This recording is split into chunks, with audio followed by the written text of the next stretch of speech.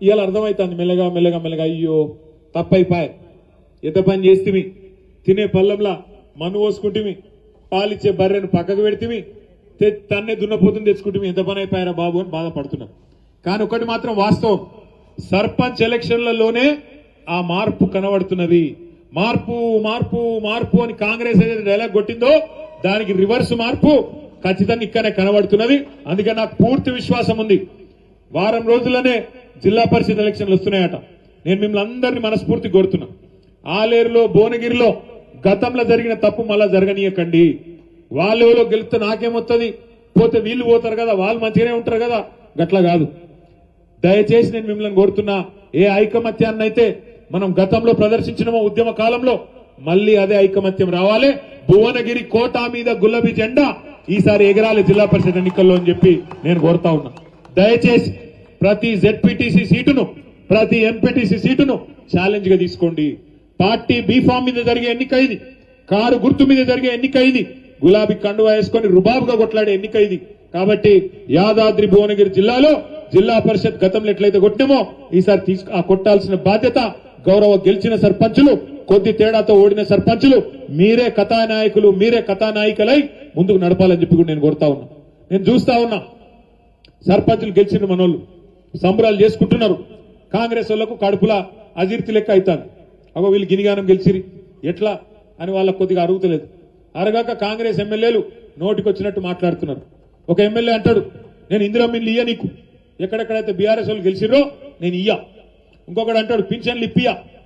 నేను ఒకటే మాట చెప్తున్నా, ఇక్కడున్న మా సర్పంచ్ సోదరులు, మా గౌరవ ఉప సర్పంచులు, గౌరవ వార్డు సభ్యులు మీ అందరికి ఒకటే చెప్తా ఉన్నా, ఇయ్యకపోయేతందుకు ఇందిరమ్మ ఇండ్లే కావచ్చు, పింఛన్లే కావచ్చు, ఇంకో ప్రభుత్వ పథకమే కావచ్చు, ఇయ్యకపోయేతందుకు ఇది రేవంత్ రెడ్డి గారి అత్త సొమ్మో లేకపోతే ఇక్కడున్న ఎమ్మెల్యే గారి అబ్బసొత్తో కానే కాదు. బాబాసాహెబ్ అంబేద్కర్ రాసిన రాజ్యాంగం ఆధారంగా మనకు ధర్మంగా రాజ్యాంగం ప్రకారం రావాల్సిన హక్కు ఇయ్యకపోయేందుకు వాని అయ్యే జాగీర్ కాదు, వాని అత్త సొమ్ము కాదు. భయపడే అక్కర లేదు. మీరు సర్పంచులు, మీకు హక్కులుంటాయి. మీకు ఒక చిన్న ముచ్చట చెప్పాలి నేను, ఏంది అంటే భారతదేశంలో మనకు నిజంగా చెప్పాలంటే 5 అంచెల్లో ప్రభుత్వాలు ఉంటాయి. పైన కేంద్ర ప్రభుత్వం ఉంటుంది, ఢిల్లీలో ప్రధానమంత్రి గారు, ఎంపీలు, కేంద్ర మంత్రి మండలి, వాళ్ళు దేశం మొత్తానికి వాళ్ళు డైరెక్షన్ ఇస్తారు. కొద్దిగా కిందికి వస్తే 28 రాష్ట్రాలు ఉన్నాయి. 28 రాష్ట్రాల్లో ముఖ్యమంత్రులు, ఎమ్మెల్యేలు, మంత్రులు, వాళ్ళు ఎమ్మెల్సీలు, వాళ్ళు రాష్ట్ర ప్రభుత్వాన్ని నడుపుతారు. అట్లాగే ఇంకో కొద్దిగా కిందికి వస్తే జిల్లాలో జిల్లా పరిషత్ ఉంటుంది. జిల్లా పరిషత్లో జిల్లా చైర్మన్ గారు, జెడ్పీటీసీలు, వాళ్ళు జిల్లాని, స్థానిక సంస్థల్ని సమన్వయం చేసుకుంటూ వాళ్ళు నడుపుతారు. ఇంకొద్దిగా కిందికి వస్తే మున్సిపాలిటీలు, మండల పరిషత్లు, మున్సిపల్ చైర్మన్లు, కౌన్సిలర్ ఒక దిక్కు, పట్టణాల్లో మండలాల్లో మండల పరిషత్తు చైర్మన్ గారు, ఎంపీటీసీలు ఒక దిక్కు. ఇంకా కొద్దిగా కిందికి వస్తే గ్రామ పంచాయతీలో సర్పంచ్ గారు, ఉప సర్పంచ్ గారు, వార్డు సభ్యులు. ఒకసారి మన పాత్ర, మన పరిధి, మన హక్కులు మనకు తెలిస్తే ఎవరేం చేయలేరు.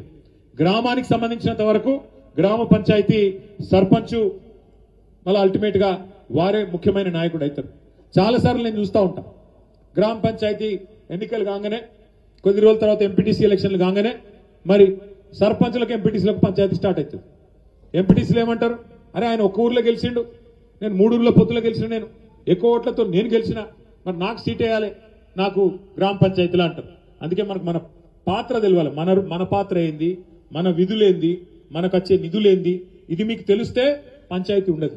అందుకే మీకు చెప్పే ప్రయత్నం చేస్తున్నా. గతంలో నేను పంచాయతీరాజ్ శాఖ మంత్రిగా కూడా 1 సంవత్సరంన్నర పనిచేసిన అనుభవంతో చెప్తాను. ఇప్పుడు మీరు అందరూ ఆ టీవీ యాడ్ చూసే ఉంటారు, భగవంతునికి భక్తునికి అనుసంధానం ఏమిటిది? బాబా ఏం పర్ఫెక్ట్ చెప్తారా? ఇదైతే ఎక్కడ పోయినా చెప్తారు మొత్తం. గట్లాగే గ్రామ పంచాయతీకి, మండలానికి అనుసంధానకర్త ఎవరు అంటే ఎంపీటీసీ గారు. గ్రామ పంచాయతీకి, మండలానికి అనుసంధానకర్త ఎంపీటీసీ. అట్లాగే మండలానికి, జిల్లాకు అనుసంధానకర్త ఎవరే అంటే ఎవరు? జెడ్పీటీసీ గారు. భగవంతునికి భక్తునికి లెక్క, మధ్యలో అగరవత్తి లెక్క ఈయన ఉండాలి నిజానికి. కానీ ఏమైతుంది, నాకు కృషి చేయాలి గ్రామ పంచాయతీలని ఎంపీటీసీ బాధ్యత అది కాదు. ఎంపీటీసీ గారి బాధ్యత మండలంలో కూర్చొని, ఇప్పుడు ఫైనాన్స్ కమిషన్ అని ఒకటి ఉంటుంది మన దేశంలో.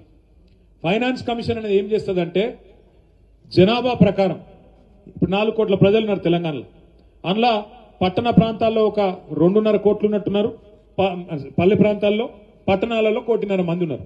దాని ప్రకారం పల్లెలకు, పట్టణాలకు, మున్సిపాలిటీలకు, గ్రామ పంచాయతీలకు ఫైనాన్స్ కమిషన్ ద్వారా తలా ఇంత అని చెప్పి డబ్బులు ఇస్తారు.